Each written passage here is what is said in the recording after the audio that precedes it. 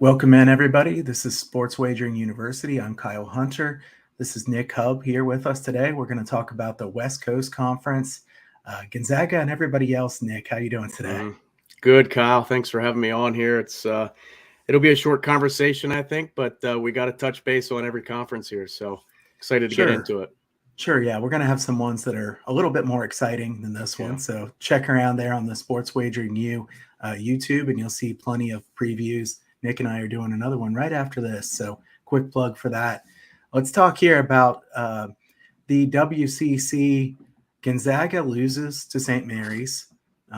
Frankly, I was a little surprised that they lost that game. St. Mary's is a really well-coached team. They have a great home court advantage, but I wouldn't think that lightning will strike twice with St. Mary's winning again.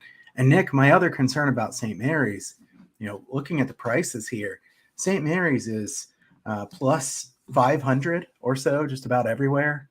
I don't think that price is nearly good enough, especially from a future standpoint, because they're going to be a big underdog if they play Gonzaga again. Do you agree that St. Mary's, that's a tough price for them? Yeah, you're better off just doing a money line rollover, right? Definitely. If you think somebody can upset Gonzaga, which I'm not seeing it. I mean, you have Santa Clara, San Francisco right behind that, BYU. I mean, they're efficient teams, but not nearly as efficient as Gonzaga and as Gonzaga is. They won 18 titles since 1999.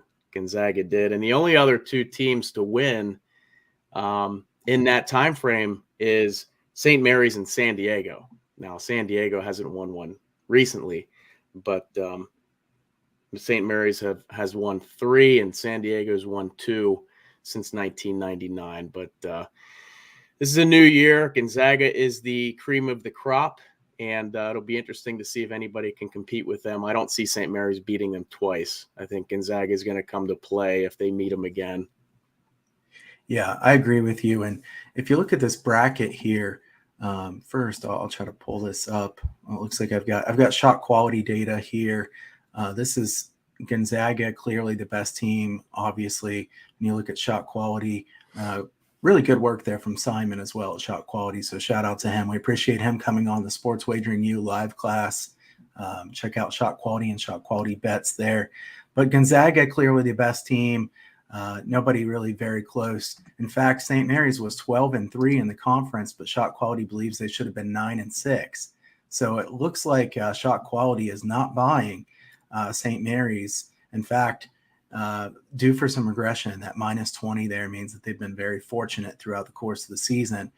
This is a St. Mary's team that shoots the ball well, pretty good defensively. They want to play slowly. I don't think they'll be able to beat Gonzaga again. But if you look at the rest of the bracket, Nick, you've got at the top of the bracket against Gonzaga, you would have San Francisco or BYU. Both of those teams are pretty good teams. BYU didn't exactly finish the season strongly. San Francisco, a team that I think is a tricky matchup, but I don't want to bet San Francisco when they have to go against BYU and Gonzaga. I mean, that's a really rough path. And then they'd have to play against the winner at the bottom of the bracket. The money line rollover would be better for BYU or San Francisco if you like those teams. Nick, I looked at the prices here, -375, the lowest price I see on Gonzaga. I have seen worse bets than that. Now, I'm not one to lay -375. I don't think you are either, at least not on a regular basis. Do you see any underdog team that you might be able to take like a money line rollover on here? Well, you have the bracket pulled up here. What does Santa Clara bracket look like? They're in the St. Mary's bracket there. They would be the only team that can maybe score with Gonzaga, but the problem with Santa Clara is their defense is not efficient at all. So it's going to be tough to stop the opposing offense. But you're looking at a tournament. Anything could happen here. You combine the stats that happen in the season and make your best bet of what you think is going to happen in the tournament. You go game by game. Yeah, there's no way you can bet against Gonzaga, in my opinion. If you like a certain team, like a Santa Clara, do the money line rollover if you think that's a possibility of them, maybe getting to the championship game, and then maybe hedge it if you can. Yeah, I mean, I believe everybody can see Nick, can you see the bracket there for the WCC? Yeah. It's kind of small there, but the bottom of the bracket, Santa Clara, the 3 seed, Portland, the 6 seed. Portland's a team that actually finished the season playing pretty well too. Shante Legans, their new coach, has been a really good coach. ATS at the end of the season, I believe like 29-14 from like game 20 something on. So his teams have been very good at the end of the season. Yeah. I think Portland moneyline rollover might not be a terrible look either. You could play them in their first game against San Diego or Pepperdine, take a chance on them, or Santa Clara. I would say one of those two teams is the one that you want to take a moneyline rollover on here, because then you're staying away from Gonzaga, and either of those two teams would have a chance against St. Mary's. So that's the way I would look at this: is we stay away from Gonzaga. I don't want to lay minus 375. I can't blame you if you did. I mean, I've seen worse bets, like I said. But that implied probability for that, Nick, is 79%. Yeah. I mean, do you think their odds of winning the championship here are 80% or higher? I mean, probably pretty close to that, wouldn't you say? I do. Yeah. Yeah. I do. I like your point on Portland there with the coach. They've been playing well at the end of the season, like you said, which is typical for him. And they got a couple games to build up a bankroll here before the championship. So, they could shock some people. Absolutely. Portland. And we'll talk about this more at Sports Wagering University in the future. But the money line rollover, the good thing about it is you just bet the money line every single game. You roll it over, you roll over your winnings and bet in on the next game.